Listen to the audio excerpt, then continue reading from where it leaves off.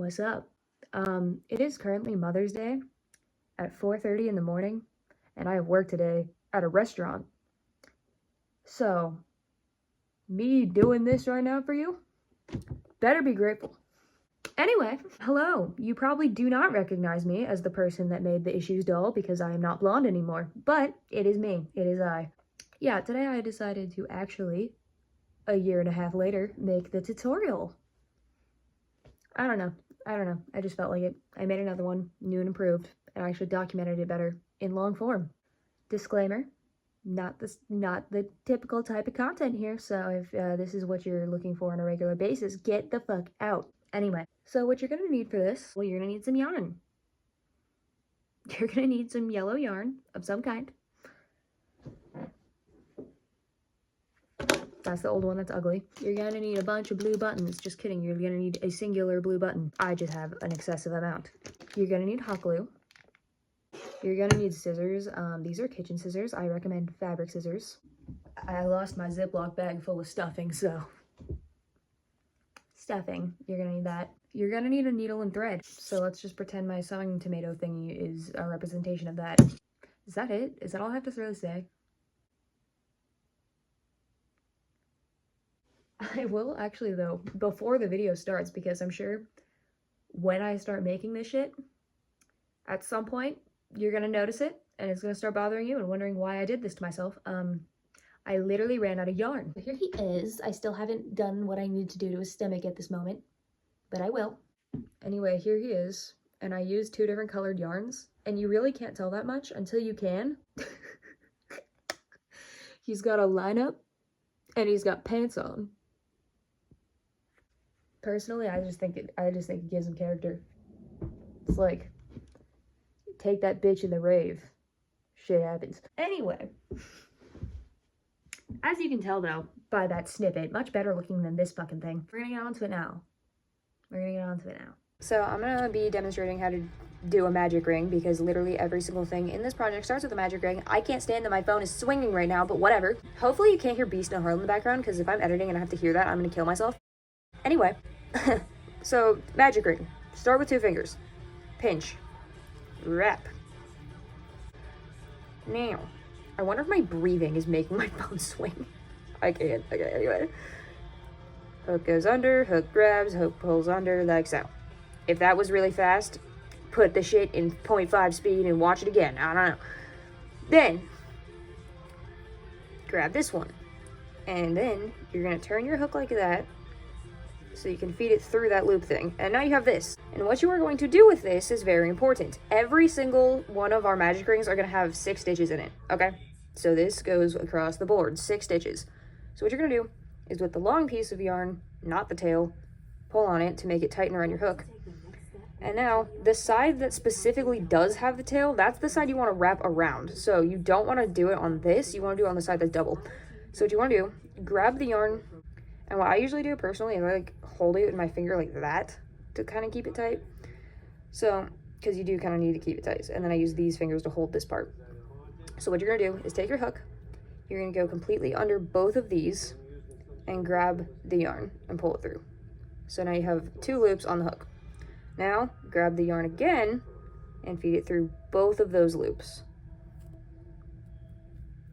Pretend that didn't fall off the hook, and that's what we got. So we have 1 stitch over this now. We're gonna do that 5 more times.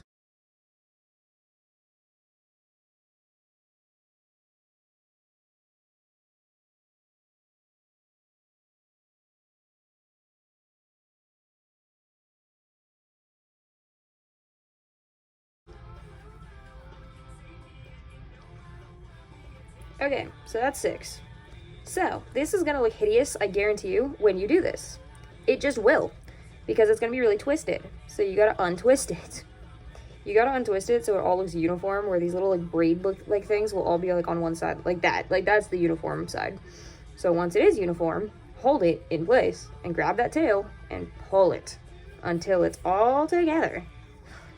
But remember, keep the tight parts on the inside and the braid-like part on the outside. And yeah, once you have pulled it, it's gonna look like a half circle type thing. And that's okay. What I personally do at this point is I put the hook through this middle part right here and grab this tail and just feed it through, because we're never going to need this tail ever again, pretty much. So I just like to get it out of the way now. So this part's a bit tricky, but what we're going to do is pull on this tail literally as much as you can to get these as tight and close together as you freaking can. But I'm going to try to explain this the best I can. These two things that almost look like a braid, you're going to want to put your hook under this one, like this piece of yarn right here. And it's always hard to do it with the very first one, so I would just actually take the hooky part and do it instead of pushing it like normal. So I take the hooky part and feed it on the yarn like so. So yeah, that little braid is on under your hook now. And basically just do the same thing you were doing. Grab the yarn, pull it through, and yeah, that's one stitch. I'm doing it twice in each stitch, ignore me. The next little braidy thing.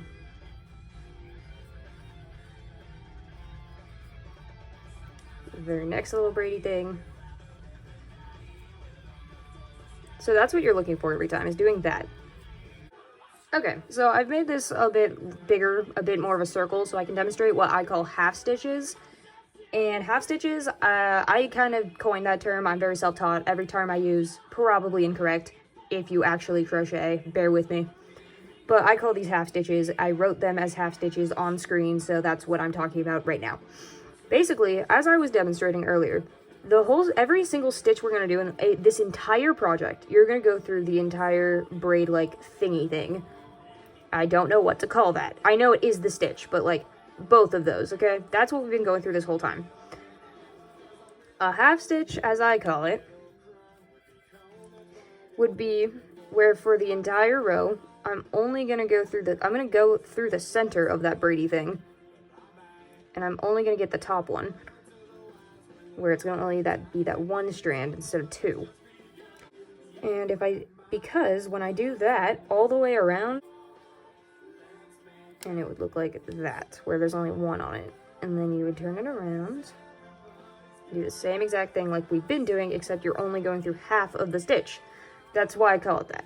And what this does, as you can see, is going to make these like little lines left, and that's kind of going to be your marker for when you're all the way around, because what that ends up doing is it makes the circle literally change directions and make a cylinder. So you can literally see, focus, this is that line that is forming right here, right there. That is this line that is going to make your stuff go from outwards in a circle to cylinder, and that's the point of that. So we're going to do that with pretty much every single limb. We do it at the head, we do it at the end of the arms, we do it at the end of the legs. So this literally is the start of every single thing in this project going forward. Now that that's out of the way. Alright, so I'm starting the first leg, and basically all I'm doing is just what you just saw, making a magic ring and putting 6 stitches in it. Then in the first row after the magic ring, I'm going to basically put an increase in every single stitch, where you put 2 stitches in the previous same stitch, instead of just 1. That way, it increases from 6 stitches to 12 stitches in the next row. And then in row 3, you're going to go every other stitch is an increase, row 4, every 3 stitches an increase, and so on and so forth. And I have the guide in the corner to make it less confusing. And then once you get to the half stitches, which I already covered, then you're basically just going to do a single stitch in each stitch. No increase, no decrease, up the whole leg until you're done with it.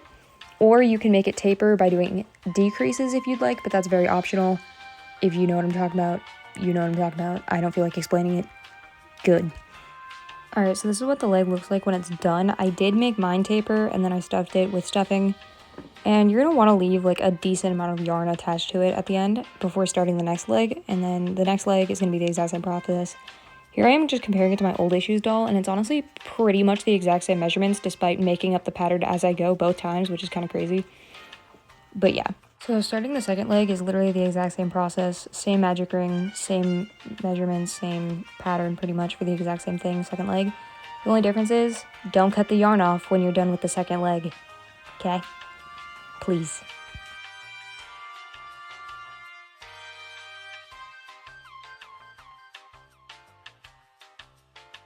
So to make the body, basically what you do is starting off your second leg, you're going to chain 6 off of that leg, which looks like this. If you don't know how to chain, I'm sure you can Google a quick tutorial of it. It's really not hard. But make 6 chains, and then what you're going to do is connect that to the other leg by doing another stitch that we've been doing the whole time through the leg. You can pick anywhere. It doesn't really matter. And then once you do that, you're really just going to do a single stitch throughout the like around each leg and through that chain in the middle. But the thing about that chain in the middle, you're going to want to do like a half stitch through it on each side, where because there's only one chain, there's only one braid, you really have to do a half stitch on each side when it is just at the chain phase. But then after that, you can just do normal stitches all around until it starts forming an actual body. After a couple rows of doing that, the leg should start to fully connect like so and actually start forming his like crotch beneath him. And then once you keep doing that, it'll actually start forming his little stomach around him, and it'll fill itself out, don't worry.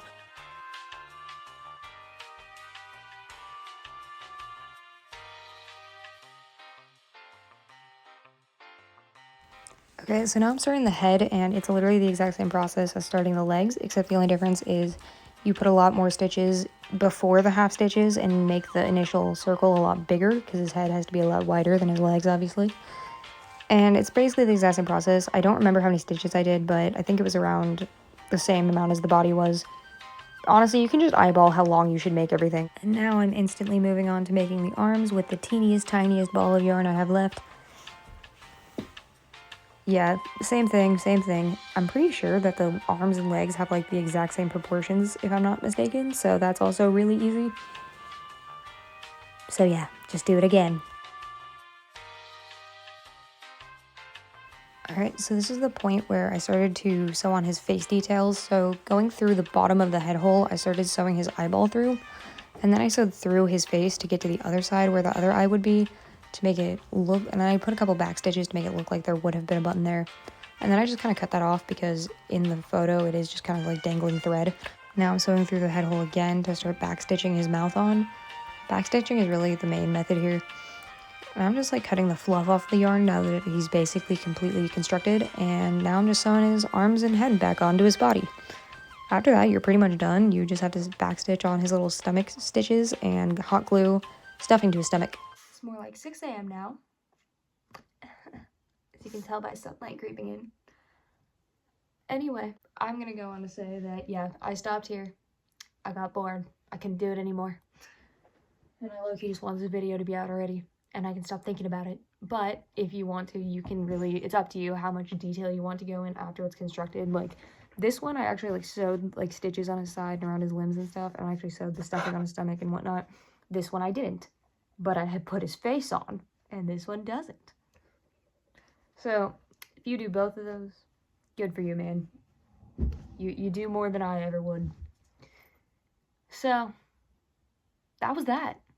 I hope you enjoyed. I hope you learned something. I hope you like me.